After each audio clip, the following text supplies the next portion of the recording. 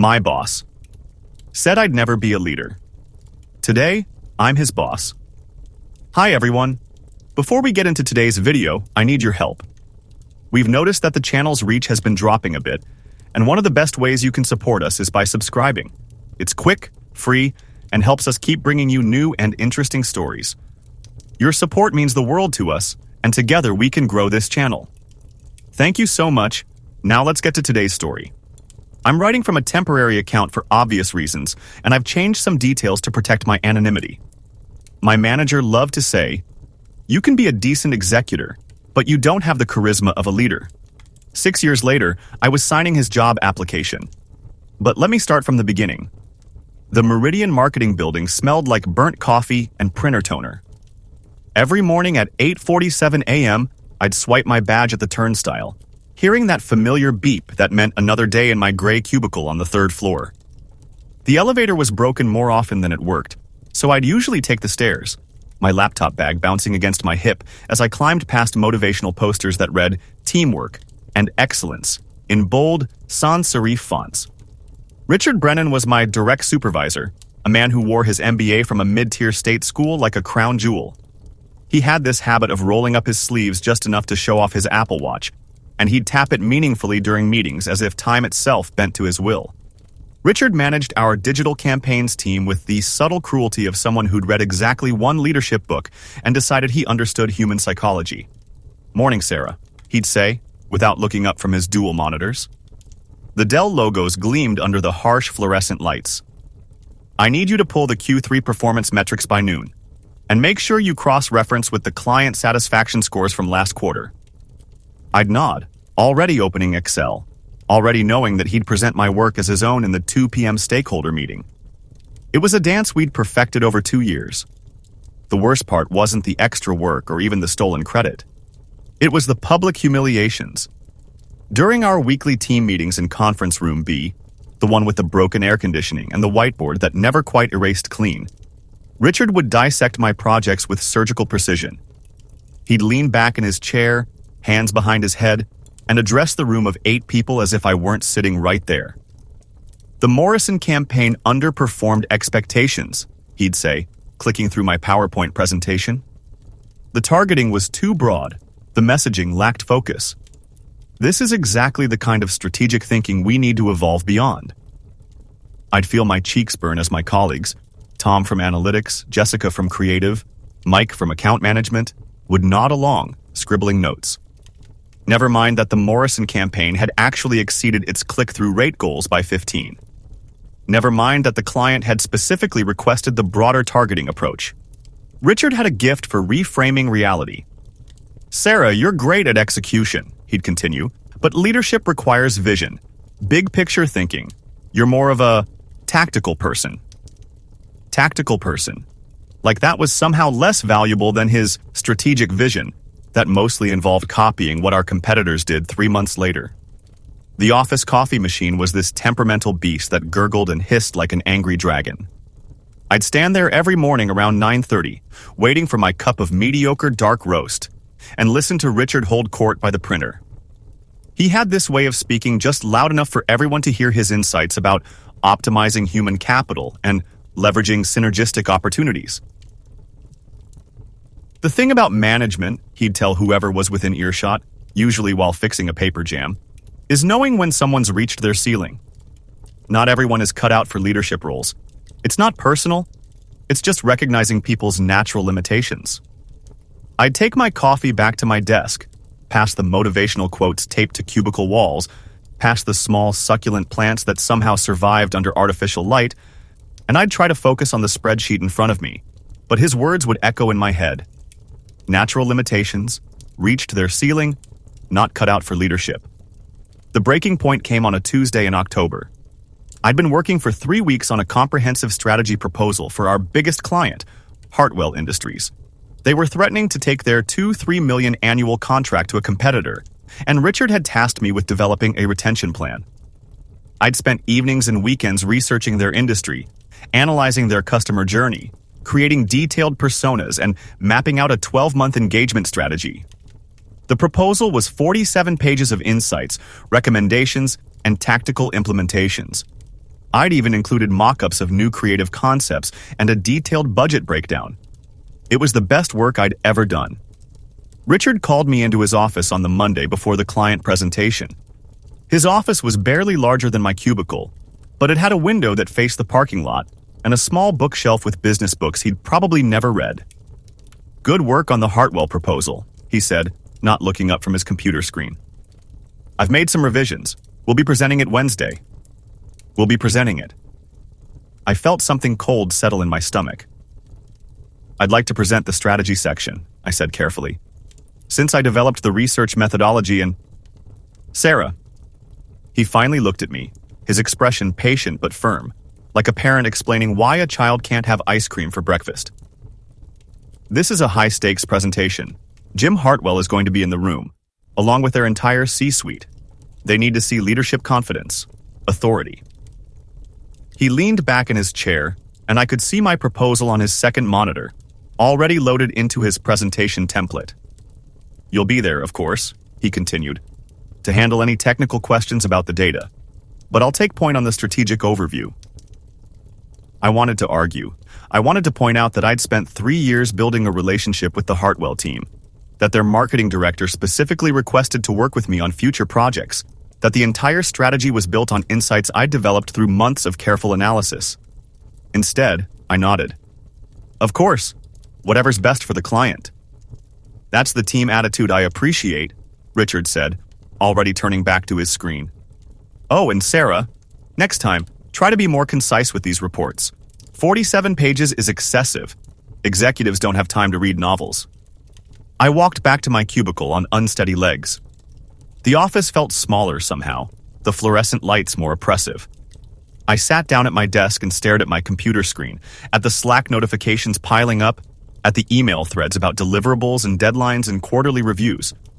That's when I made the decision that would change everything. I started small. Every day after work, instead of going straight home to my studio apartment, I'd stop at the Barnes Noble near my building and spend an hour in the business section. I'd sit cross-legged on the carpet between the shelves, reading chapters from leadership books while commuters shuffled past. The 7 Habits of Highly Effective People. Good to Great. The Lean Startup. Emotional Intelligence. I'd take notes in a small moleskin notebook, writing down concepts and frameworks, trying to understand the language of leadership that Richard spoke so fluently. At work, I became hyper-observant. I watched how Richard ran meetings, how he structured his emails, how he positioned ideas in presentations. I studied the senior managers who came down from the executive floor for quarterly reviews, noting how they carried themselves, how they asked questions, how they made decisions. But I also started noticing things Richard missed. During client calls, I'd see him checking his phone while the client explained their challenges. I'd watch him nod along to feedback without really listening, then later struggle to remember what they'd discussed.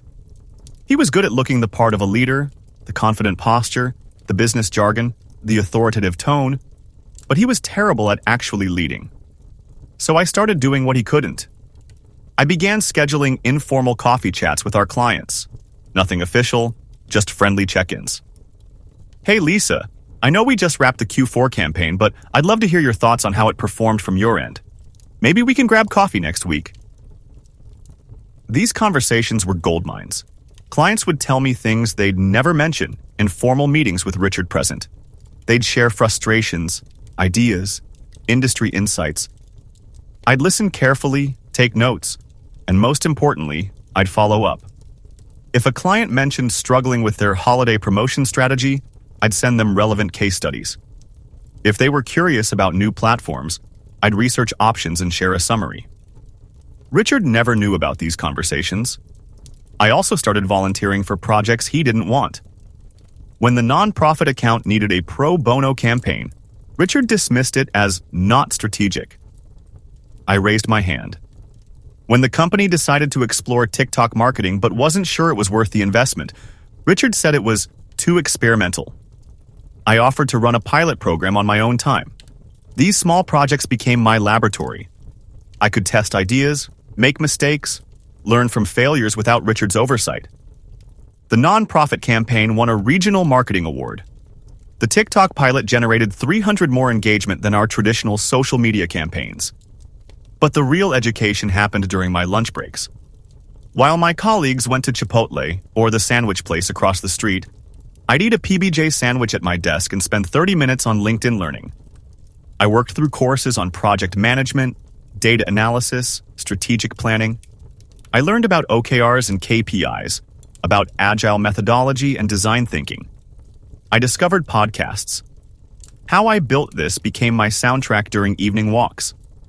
I'd listen to entrepreneurs tell their stories while I circled the block around my apartment building, learning about failure and persistence and the kind of long-term thinking Richard never demonstrated.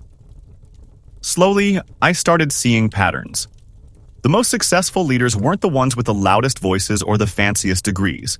They were the ones who listened more than they spoke, who asked better questions, who made decisions based on data rather than ego. They were the ones who gave credit generously and took responsibility when things went wrong. Everything Richard wasn't. 6 months into my self-education project, I had an opportunity to test what I'd learned. Our second biggest client, Meridian Financial, was launching a new investment app and wanted an integrated marketing campaign. Richard assigned it to me as a development opportunity, which meant he expected me to do the work while he managed the relationship. But this time, I did things differently. Instead of diving straight into campaign tactics, I started with discovery. I interviewed 8 different stakeholders at Meridian Financial, not just the marketing team, but product managers, customer service representatives, even some of their existing customers. I wanted to understand the business challenge from every angle. I learned that their main competitor had just launched a similar app with a massive advertising budget. I discovered that their target demographic was skeptical of new financial tools because of recent industry scandals. I found out that their strongest differentiator wasn't their features, but their 40-year reputation for conservative, trustworthy financial advice. This insight shaped everything. Instead of the flashy, tech-focused campaign Richard had outlined, I proposed a strategy built around trust and expertise. Your grandfather's wisdom, your phone's convenience. The creative would feature real Meridian financial advisors talking about long-term wealth building. The media strategy would prioritize earned media and thought leadership over paid advertising. Richard hated it. "This is too conservative," he said, pacing around conference room B during our strategy review. "We need to show innovation, disruption. This feels like something a bank would do, not a fintech startup." "But they're not a fintech startup," I replied, pulling up the research findings on my laptop. "They're a traditional financial services company expanding into digital. Their customers chose them because they're not disruptive. They're stable." "Sarah, I appreciate the effort, but you're missing the bigger picture here. This client wants to compete with Robinhood and Acorns. They need bold, aggressive marketing." I took a breath. Jim Holbrook told me their biggest challenge is convincing their existing customers to try the app without alienating them with messaging that feels too aggressive. Richard stopped pacing. "When did you talk to Jim Holbrook?" Jim Holbrook was Meridian Financial's CEO. He'd been in our initial kickoff meeting, but Richard had done all the talking.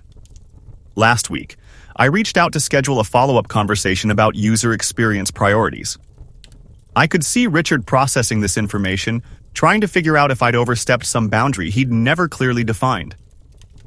"In the future," he said finally, "client communications should go through me first. We need to maintain consistent messaging." But it was too late. The CEO had loved our conversation. More importantly, he'd forwarded my research summary to his entire executive team with a note. "Finally, an agency that understands our business."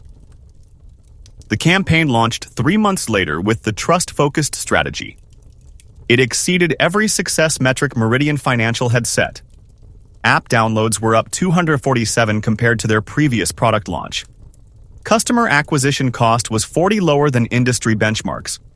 Most importantly, 78 of new app users were existing Meridian Financial clients, exactly the audience they'd wanted to reach. Richard presented these results to our leadership team as if he'd developed the strategy himself. But something had shifted. Jim Holbrook started calling me directly for campaign updates. Other clients began requesting me specifically for strategy meetings. My colleagues started asking for my input on their projects. Richard noticed. "You're taking on too much," he told me during my quarterly review.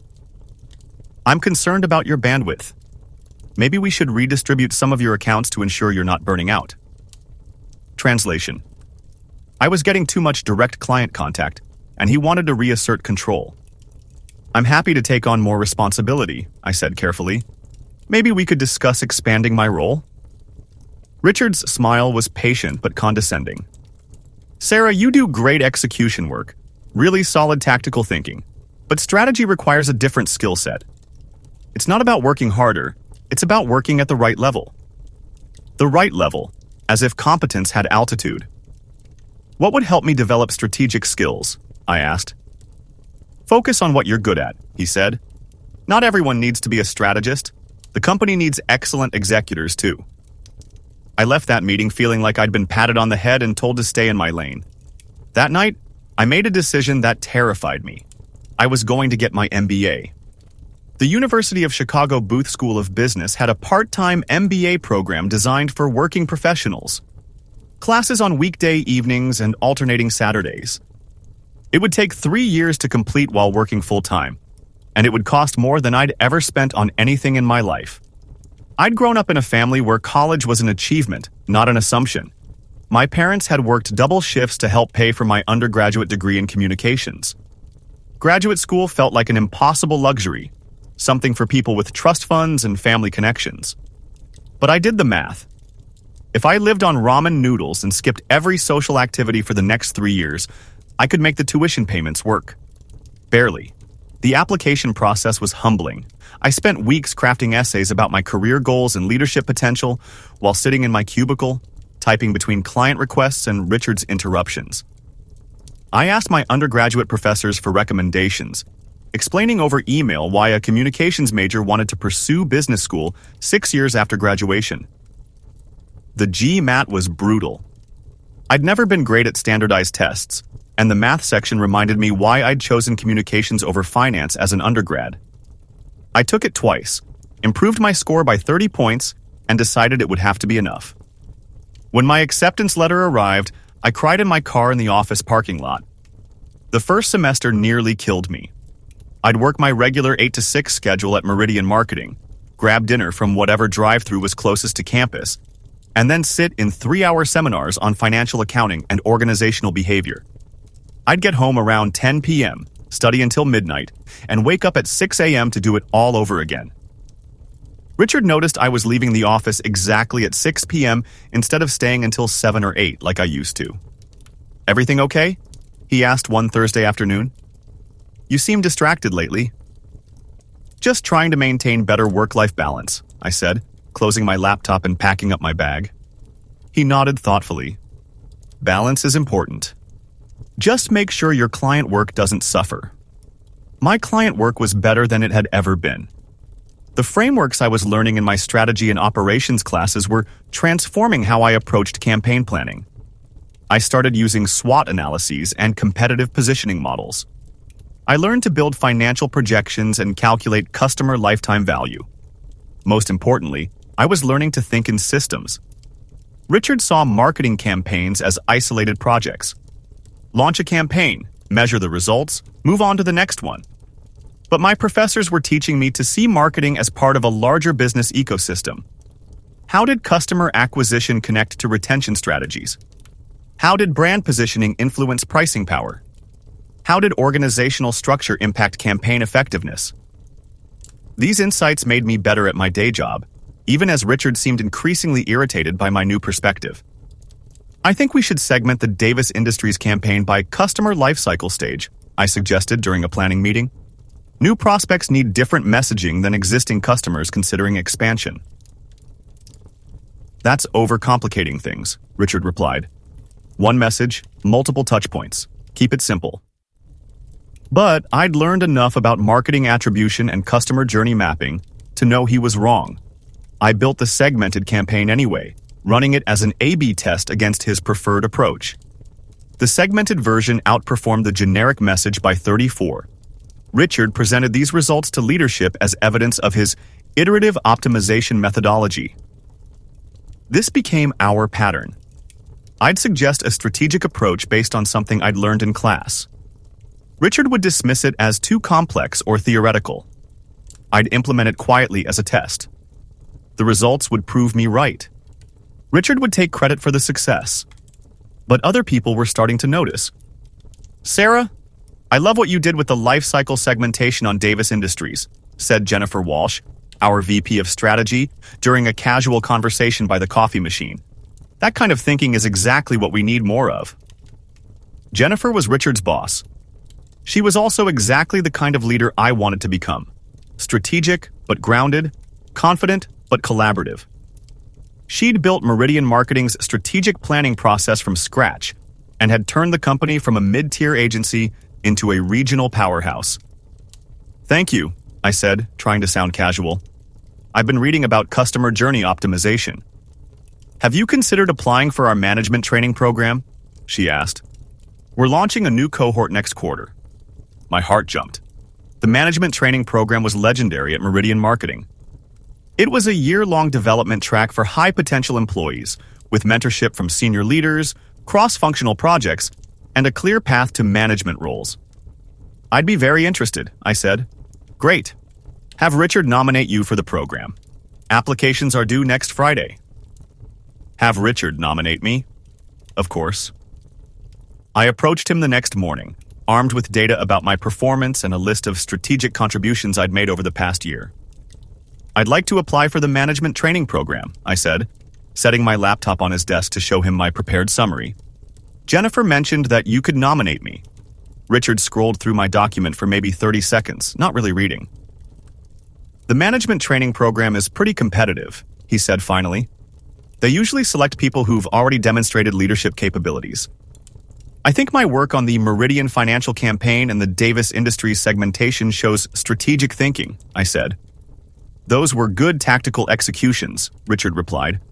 "But leadership is different. It's about presence, communication skills, the ability to influence without authority." He looked up at me with that familiar patient expression. "I'm not sure you're ready for that level of responsibility yet." "What would help me get ready?" I asked. "Focus on the fundamentals. Master your current role before thinking about the next level."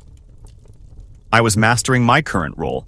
I was exceeding every metric, developing innovative strategies, building stronger client relationships than anyone else on the team. But Richard couldn't see past his preconceptions about my limitations. "Maybe next year," he said, closing my laptop and sliding it back across his desk. That night, I sat in my microeconomics class, barely listening to the professor explain price elasticity curves. Instead, I was thinking about Richard's words. Leadership is about presence, communication skills, the ability to influence without authority. He wasn't wrong about what leadership required. He was wrong about whether I had those capabilities. I started paying attention to my own behavior in new ways. In group projects at school, did I naturally take charge or wait for someone else to lead? When there was disagreement, did I find ways to build consensus or just defer to whoever spoke loudest? I realized I'd been trained to be invisible. 2 years of Richard's management had taught me to keep my head down, do excellent work quietly, and let other people take credit. I'd become so focused on avoiding his criticism that I'd forgotten how to advocate for myself. But my MBA classmates saw something different. "Sarah, you should present our market analysis findings," said Marcus, my study group partner, as we prepared for our final marketing strategy presentation. "You understand the data better than any of us." "I can put together the slides," I offered instead. "No, you should actually present," said Lisa, another group member. "You have the best insights about customer segmentation." They were right. I did understand the analysis better than anyone else in our group. I'd spent hours diving into the case study data, finding patterns and implications that others had missed. But I'd automatically assumed someone else should be the spokesperson. That presentation went better than I'd expected. I felt confident explaining our methodology, fielding questions from the professor, defending our recommendations when other groups challenged our assumptions. For the first time in years, I felt like a leader. After class, Professor Martinez pulled me aside. "Excellent work on the market analysis," she said. "Have you considered strategy consulting after graduation? You have the analytical skills and communication style firms are looking for." Strategy consulting. I'd never even considered it as a possibility. I work in marketing now, I said. That's great background, she replied. But you think like a strategist. You might want to explore broader options. That conversation planted a seed. What if my career path wasn't just about climbing the ladder at Meridian Marketing? What if I was thinking too small about what was possible? I started researching consulting firms, reading about their hiring practices, looking at the backgrounds of their junior partners. Many of them had started in marketing or operations before transitioning into strategy roles. Some had MBAs from programs less prestigious than Chicago Booth. For the first time, I allowed myself to imagine a future beyond Richard's org chart. But first, I had to finish what I'd started. The end came on a Wednesday morning in March, during what should have been a routine client meeting. Hartwell Industries, the client whose retention strategy I developed 2 years earlier, was considering expanding their contract. They wanted to add 3 new product lines to our scope of work, potentially doubling our annual revenue from the account. Richard had scheduled the meeting for 10 a.m. in our largest conference room, the one with the video screen and the fancy chairs that didn't squeak when you leaned back. Jim Hartwell would be joining virtually from his Chicago office, along with their marketing director Sarah Chen and their VP of Business Development Mike Rodriguez. I'd spent 2 weeks preparing for this meeting. I'd analyzed their competitors' strategies for similar product launches, researched market trends in their industry, and developed a comprehensive go-to-market framework that could be applied across all 3 new product lines. My presentation was 23 slides of strategic insights and tactical recommendations. Richard had scheduled a prep meeting for 9 a.m. to review the presentation. Good work on the research, he said, scrolling through my slides on his laptop. I've made some adjustments to the flow. He opened his version of the presentation, and my stomach dropped. My research was all there, but rewritten in his voice. My strategic framework had been simplified into bullet points. Most significantly, every slide now had "Presented by Richard Brennan, Senior Strategy Director," in the footer. I think it flows better with a consistent narrative voice, he explained. Plus, Jim Hartwell expects to hear from the senior person on the account. I wanted to argue. I wanted to point out that I'd been the primary contact for Hartwell Industries for over 2 years, that Sarah Chen specifically requested to work with me on strategic projects, that my name was listed as the lead strategist in every contract amendment. Instead, I heard myself saying, "Should I take notes during the meeting?" "That would be great," Richard said. "And jump in if there are any technical questions about the data." Technical questions, like I was the IT support person instead of the strategist who developed the entire framework. The meeting started well. Jim Hartwell was his usual friendly self, asking about my family and mentioning how much he'd enjoyed our conversation at the industry conference last month. Richard handled the introduction smoothly, positioning himself as the strategic lead while acknowledging my excellent analytical support. Then, he launched into my presentation. Everything I'd researched, every insight I'd developed, every recommendation I'd crafted, presented in Richard's confident, authoritative voice. He fielded questions about market positioning and competitive analysis as if he'd personally conducted the research. When Mike Rodriguez asked about the ROI projections for the second product line, Richard walked through my financial modeling like he'd built the spreadsheets himself. I sat there taking notes on my own work, feeling invisible. But then Jim Hartwell asked a question that changed everything. "This framework is excellent," he said, leaning forward on the video screen. "But I'm curious about the implementation timeline. When Sarah and I discussed this at the conference, she mentioned some concerns about seasonal market factors. How does that affect your rollout strategy?" Richard paused. This was a detail we'd discussed extensively in my original presentation, but he'd cut it from his version as too granular. "That's a great question," Richard said, glancing at me. "Sarah, do you want to address the seasonal considerations?" This was my moment. I could explain the research I'd done about their industry's buying cycles, the consumer behavior patterns I'd identified, the strategic implications for campaign timing. I could demonstrate the depth of thinking that had gone into this framework. Instead, I froze. 2 years of being talked over, dismissed, and minimized had trained me to shrink in moments when I should have shined. I mumbled something about Q4 budget cycles and holiday shopping patterns, then deferred back to Richard to continue the presentation. Jim Hartwell looked confused. Sarah Chen looked disappointed. I could see them wondering why the person who'd had such strategic insights at the conference was suddenly contributing so little to this conversation. Richard smoothly moved on to the next slide. The meeting ended with handshakes and promises to send a detailed proposal by Friday. As soon as the video call disconnected, Richard was practically glowing. "That went perfectly," he said, packing up his laptop. "I think we can expect to close this expansion within the next 2 weeks." I sat there staring at my notes, pages of observations about my own presentation, delivered by someone else. "Sarah," Richard continued, "can you put together the proposal document? Use the framework from today's presentation, but add more detail on the tactical execution." They seemed most interested in the implementation logistics. He wanted me to write a detailed proposal for the strategy I'd developed, that he'd presented. That would probably close the biggest deal of his career. "Of course," I said. That afternoon, I called in sick and drove to the lake. I sat in my car in the parking lot of Montrose Harbor, watching joggers and dog walkers trying to figure out what I was feeling. It wasn't just anger, though I was definitely angry. It wasn't just frustration, though I was frustrated enough to scream. It was grief. I was grieving the person I could have been if I'd worked for a manager who saw my potential instead of his own limitations.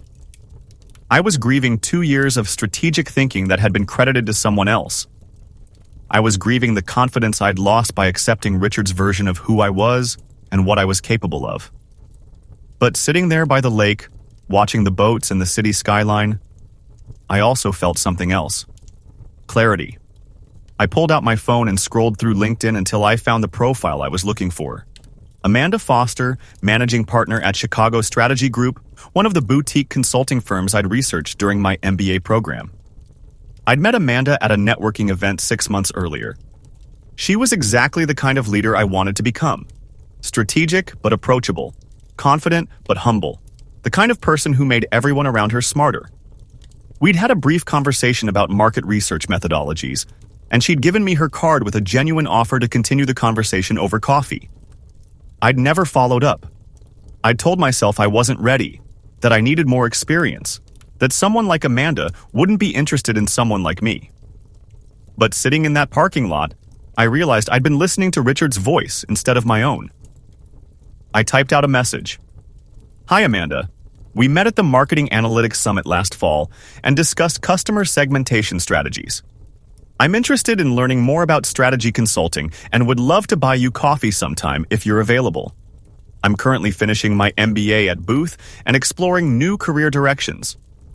I read it 3 times, edited it twice, then sent it before I could change my mind. She responded within 2 hours. "Sarah, of course I remember our conversation. I'd be happy to chat. Are you free for coffee next Tuesday at 11 a.m.? There's a great place called Intelligentsia near our office downtown." The next Tuesday, I took a long lunch and met Amanda at the coffee shop. She was exactly as I remembered, sharp, thoughtful, genuinely interested in hearing about my background and career goals. "Tell me about your current role," she said, after we'd settled into a corner table with our lattes. I found myself telling her the truth. Not the sanitized version I usually shared in networking conversations, but the real story. The strategic work I was doing, the credit I wasn't getting, the growth opportunities I was being denied, the MBA classes that were teaching me to think differently about business problems, the frustration of having good ideas that never got implemented because they didn't come from the right person. Amanda listened without judgment, asking thoughtful questions, nodding in recognition at familiar dynamics. "What kind of work energizes you most?" she asked. "Strategy development," I said without hesitation.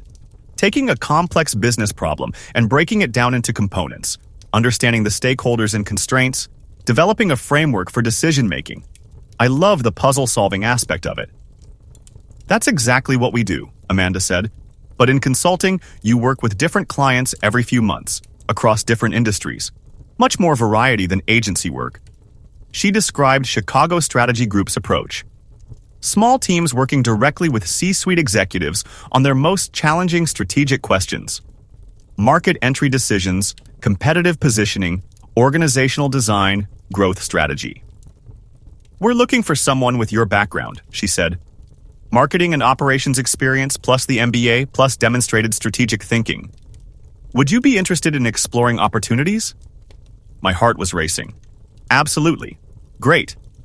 Why don't you send me your resume and a brief case study of a strategic project you've led? Something that shows your thinking process and the business impact you delivered. I knew exactly which project I'd write about. That evening, I crafted a case study about the Meridian Financial Campaign, the trust-based strategy that had exceeded every success metric.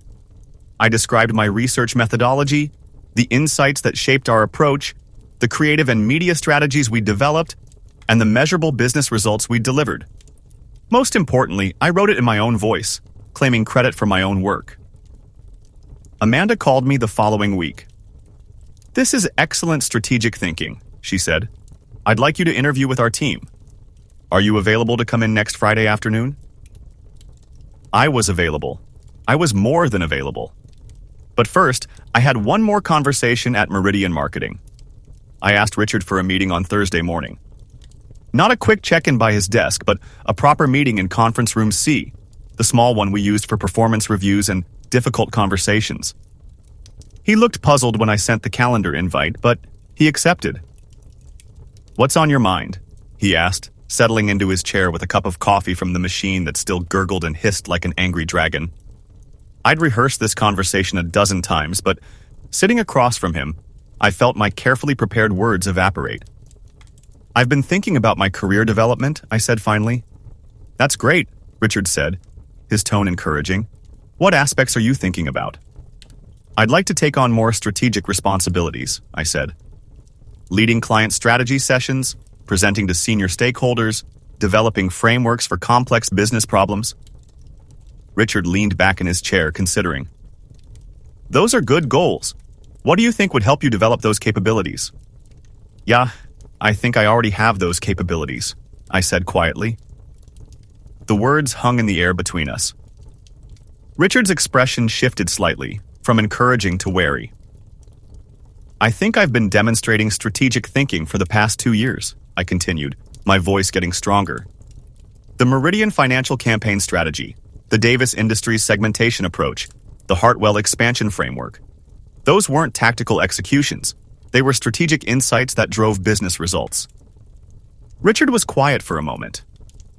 "You've definitely contributed strong analytical support to those projects," he said finally. "Not analytical support," I said. "Strategic leadership. I developed the customer research methodology for Meridian Financial. I identified the lifecycle segmentation opportunity for Davis Industries. I created the go-to-market framework for Hartwell's expansion. Sarah, I think you might be overstating your role. Jim Hartwell told me the Meridian Financial Campaign was the best strategic work he'd seen from an agency partner," I interrupted. "Sarah Chen specifically requests me for strategic planning sessions. Mike Rodriguez forwards my research summaries to his entire team because he says they're the most insightful analysis he receives." Richard's jaw tightened slightly. "Client feedback is always valuable." "They're not giving feedback," I said. "They're recognizing strategic value that you keep attributing to yourself." The room was very quiet. I could hear the fluorescent lights buzzing overhead, the distant sound of someone using the broken copier in the hallway. "I think there might be some confusion about roles and responsibilities," Richard said carefully. "You do excellent execution work, Sarah. Really strong tactical thinking. But strategy requires a different skill set." "What skill set?" I asked. "What exactly do I lack that prevents me from being a strategist?" Richard looked uncomfortable. "It's not about lacking anything. It's about presence, authority, the ability to command a room." "The ability to take credit for other people's work?" I asked. Richard's face flushed. Sarah, that's not fair." "Isn't it?" I opened my laptop and pulled up a document I'd prepared. "The Meridian Financial Campaign that won the Regional Marketing Award. My strategy, your presentation to leadership. The Davis Industries segmentation that increased their ROI by 34.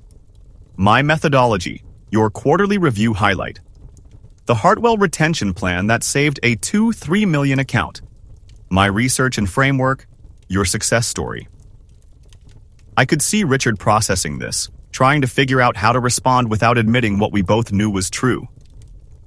"Look," he said finally, "that's how agencies work.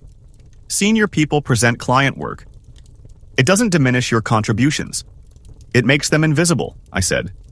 "And it prevents me from building the relationships and reputation I need to advance my career." Richard leaned forward, his tone becoming more conciliatory. "Sarah, I recognize your contributions. When promotion decisions are made, your work will be considered." "Will it?" I asked. "Because you told me I wasn't ready for the management training program. You said I lacked leadership capabilities. But what you really meant was that you couldn't afford to lose control of the strategic work I was doing for free." The words came out harsher than I'd intended, but I didn't take them back. "I think you're misunderstanding the situation," Richard said, his voice tight. "I've been trying to develop your career within appropriate boundaries. The boundaries that keep you looking good to leadership while I do the work that makes your success possible." Richard stood up abruptly. "Sarah, I think you need to consider whether this role is the right fit for your expectations." There it was. The implicit threat that had always lurked beneath our conversations about my career development. "You're right," I said, closing my laptop. "I don't think this role is the right fit for my expectations.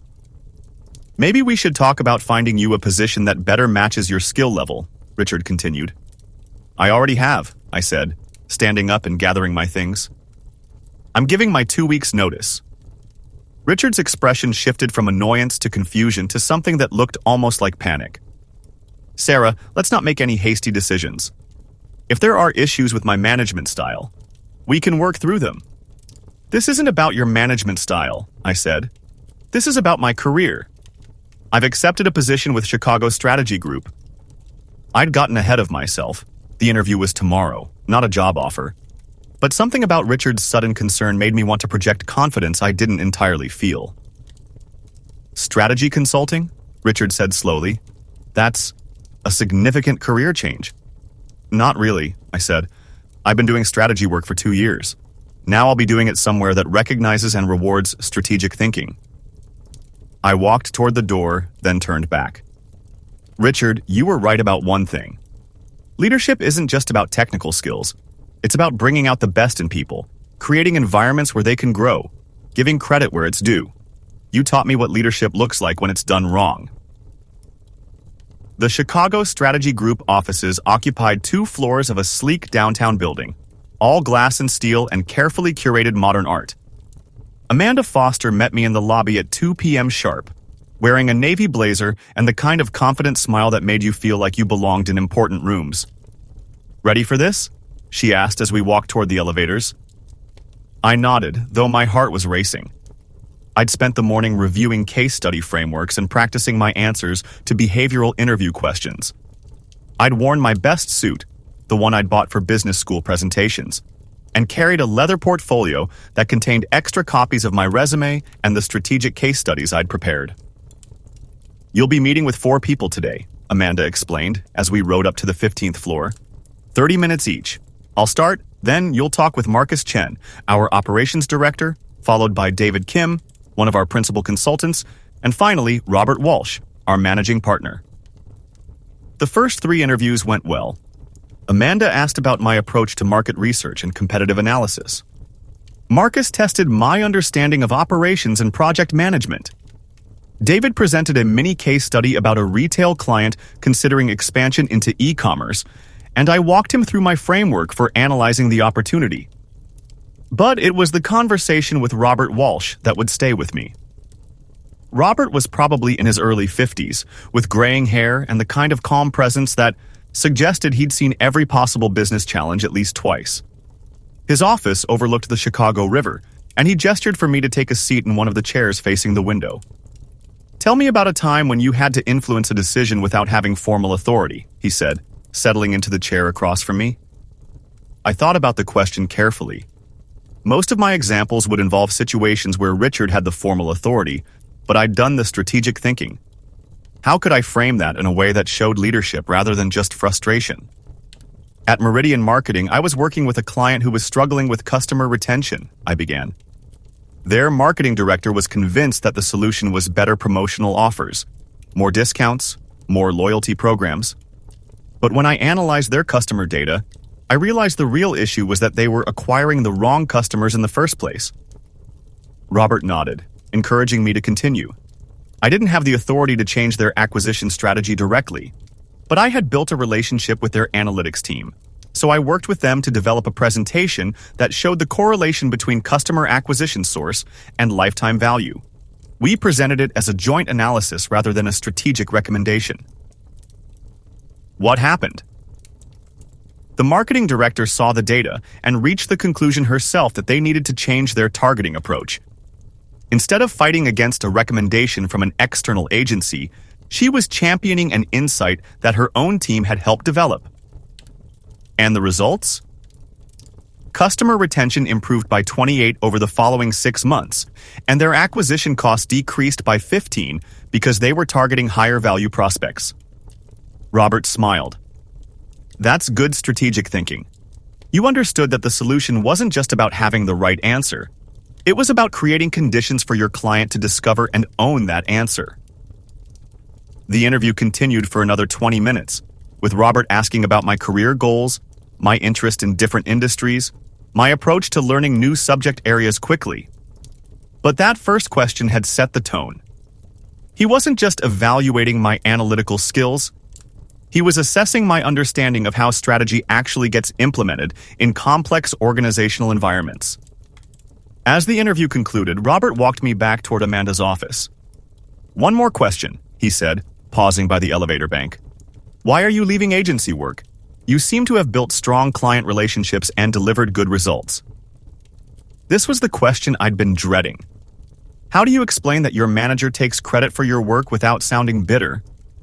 How do you talk about blocked opportunities without seeming like you blame others for your career challenges? I've learned a lot at Meridian Marketing, I said carefully, but I'm ready for an environment where strategic thinking is the primary value proposition, not just a support function. I want to work directly with senior executives on their most important business challenges, not just execute campaigns that other people have positioned as strategic. Robert nodded thoughtfully. Strategy consulting can be demanding. Long hours, difficult clients, constant pressure to prove your value on every engagement. What makes you think you'll thrive in that environment? Because the alternative is spending my career watching other people present my ideas, I said, then immediately worried that I'd been too honest. But Robert smiled. I'll be in touch, he said, extending his hand for a shake. Amanda walked me down to the lobby, and I could tell from her expression that the interviews had gone well. How do you feel about the conversations? She asked. Challenging but energizing, I said. The kind of work you described sounds exactly like what I want to be doing. Good. You should hear back from us within the next week. That evening, I sat in my apartment trying to process what had happened. In the span of one day, I'd confronted Richard about 2 years of stolen credit, quit my job, and interviewed for a role that could completely transform my career. I felt terrified and exhilarated in equal measure. The call from Amanda came on Tuesday morning. Congratulations, she said. We'd like to offer you a position as a strategy associate with Chicago Strategy Group. Chicago Strategy Group was everything Meridian Marketing wasn't. Instead of fluorescent lights and gray cubicles, the office had floor-to-ceiling windows and collaborative workspaces. Instead of fighting for credit, team members actively shared insights and built on each other's ideas. Instead of one manager controlling access to clients, everyone was expected to develop their own relationships and expertise areas. My first project was a market entry analysis for a manufacturing company considering expansion into the healthcare sector. I worked directly with their CEO and CFO, presenting findings and recommendations without anyone filtering or reframing my work. It was terrifying and thrilling. Remember, you're not just an analyst here, Amanda told me during my first week. You're a strategic advisor. These clients are paying for your judgment, not just your research. Own your recommendations. Own your recommendations. After 2 years of hedging and qualifying every insight, it took time to learn how to speak with authority about my own analysis. But I was learning fast.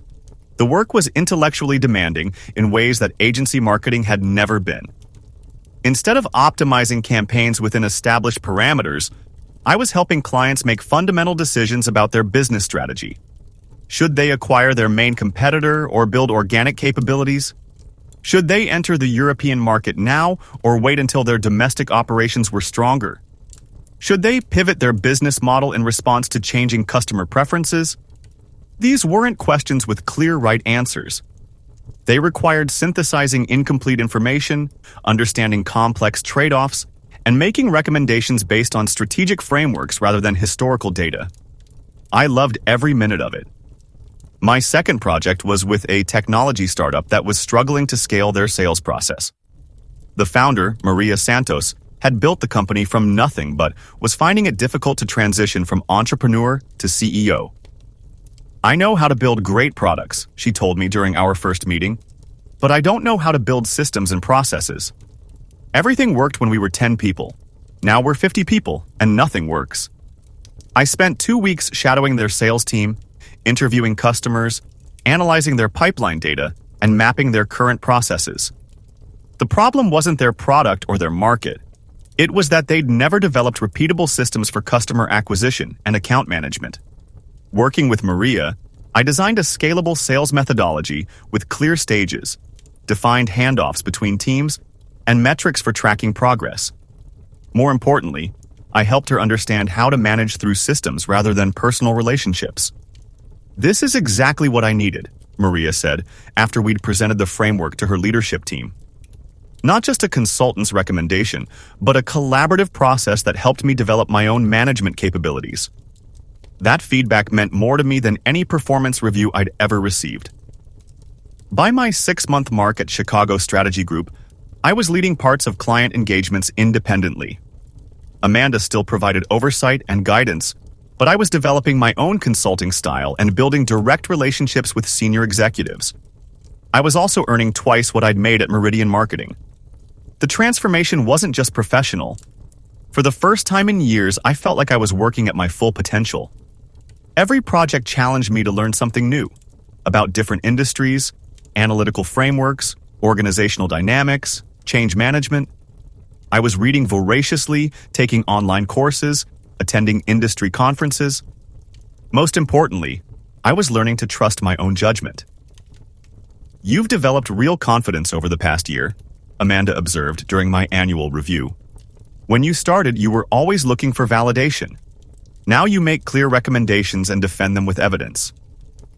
She was right. Somewhere along the way, I'd stopped wondering whether my ideas were good enough and started focusing on making them better. "I'd like to put you on the Morrison Industries engagement," Amanda continued. "It's our biggest project this year, and they're specifically requesting someone with your background in customer strategy." Morrison Industries was a $2 billion consumer products company that was losing market share to smaller, more nimble competitors. They needed help understanding changing consumer preferences and developing strategies for competing in a more fragmented marketplace. It was exactly the kind of high-stakes, high-visibility project that would have been impossible in my previous role. "I'd be honored to work on Morrison Industries," I said. "There's one more thing," Amanda said, smiling. "We're promoting you to senior associate." Congratulations. 3 years after leaving Meridian Marketing, I was not only doing strategy work at the highest levels, I was being recognized and rewarded for it. But the biggest validation was still to come.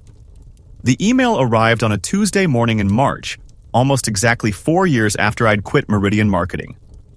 "Sarah, I hope you're doing well. I'm reaching out because I'm exploring new opportunities and would love to get your advice about strategy consulting. I know you've been successful at Chicago Strategy Group, and I'd be grateful for any insights you could share.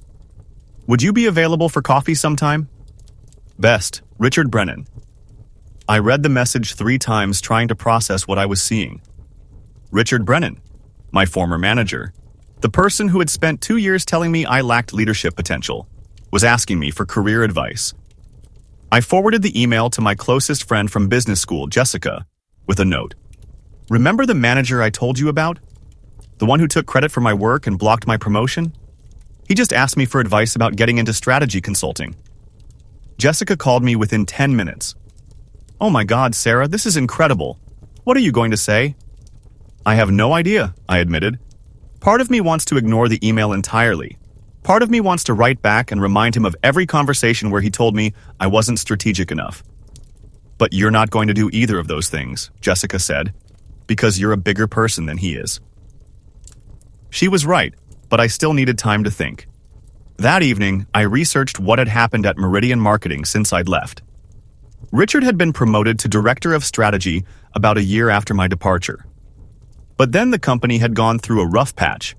They'd lost several major clients, including Hartwell Industries, and had been forced to lay off about 20 of their staff. Richard had been one of the layoffs. According to his LinkedIn profile, he'd been unemployed for 6 months and was exploring opportunities in strategy consulting and business development. I thought about all the ways this conversation could go. I could be petty and dismissive. I could lecture him about the career damage he'd caused me. I could simply decline to meet. Or I could take the opportunity to demonstrate the kind of leadership he'd never shown me. I wrote back, "Hi, Richard. Good to hear from you. I'd be happy to share some thoughts about strategy consulting. How about coffee next Thursday at 11 a.m.? There's a place called Intelligentsia near my office downtown.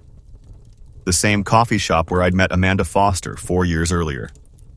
The conversation that had changed my career." Richard arrived at exactly 11 a.m., looking older and less confident than I remembered.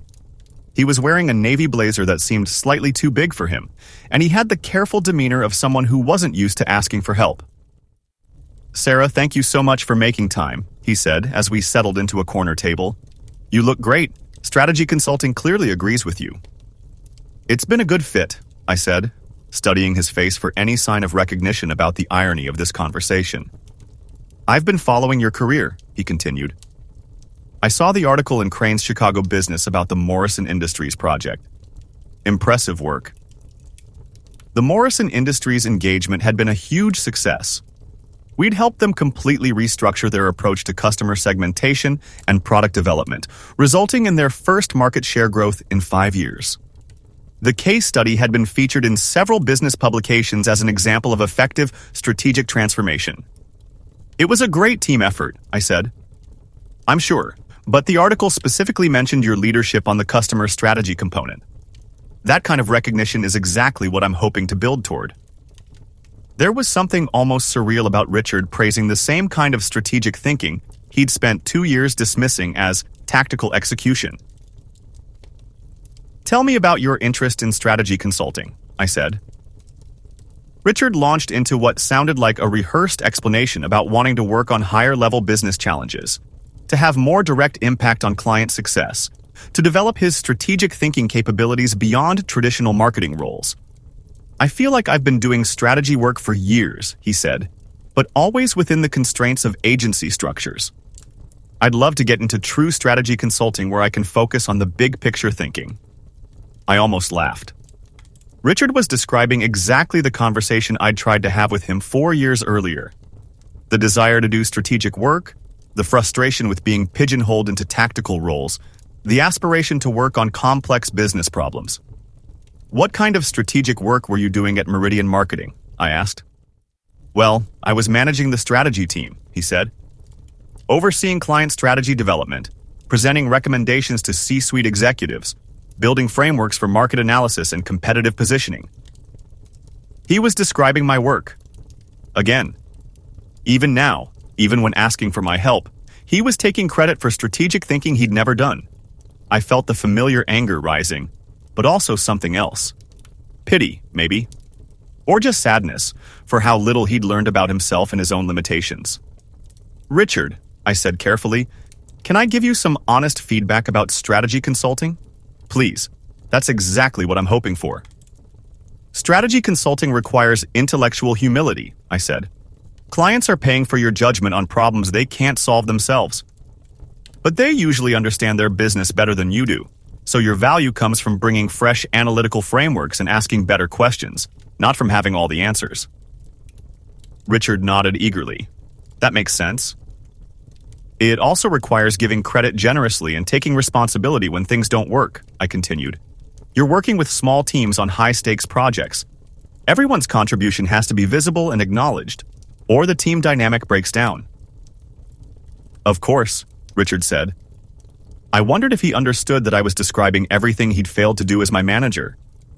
The other thing about strategy consulting, I said, is that it's very difficult to hide behind organizational hierarchy or formal authority. Your ideas have to stand on their own merit.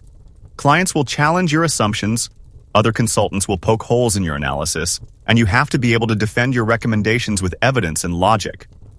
Richard was quiet for a moment. That sounds intimidating but also energizing, he said finally. It is, I agreed. But it requires a different mindset from traditional management roles. Less about controlling information and more about synthesizing insights. Less about taking credit and more about delivering results. I could see Richard processing this, trying to figure out how to respond. Sarah, can I ask you something? He said. Looking back at our time working together, is there anything I could have done differently to better support your career development? This was it, the opening I'd been waiting for.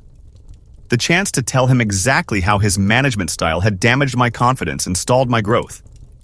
The opportunity to make him understand the cost of taking credit for other people's work.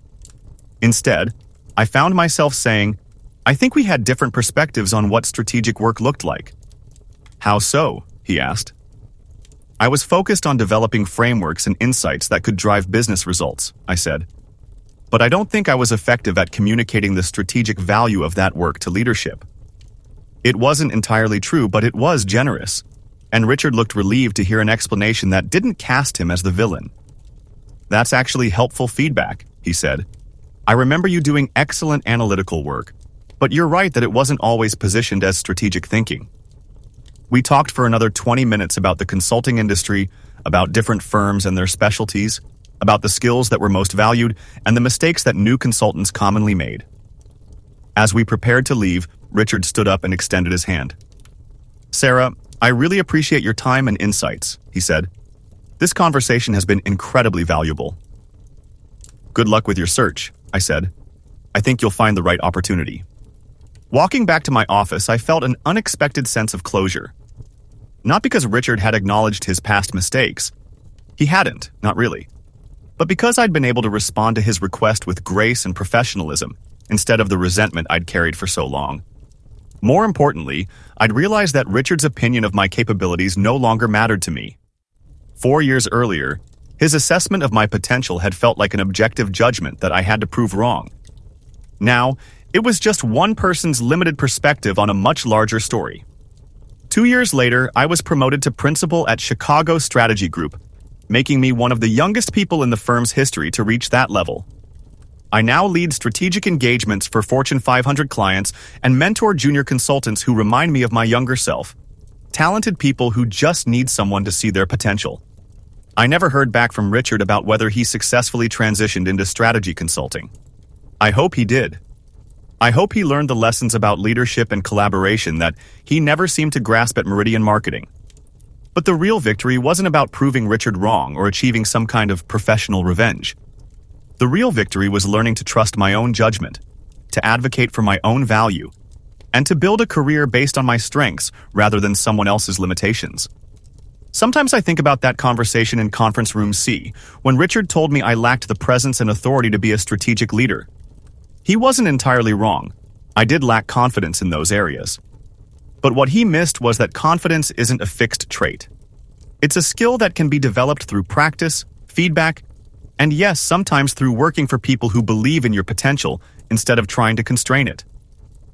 The 22-year-old version of myself who started at Meridian Marketing thought success meant proving that I belonged in rooms where I felt like an outsider. The 30-year-old version of myself who runs strategy sessions with Fortune 500 CEOs understands that success means creating rooms where other people can discover their own potential. That's the difference between management and leadership.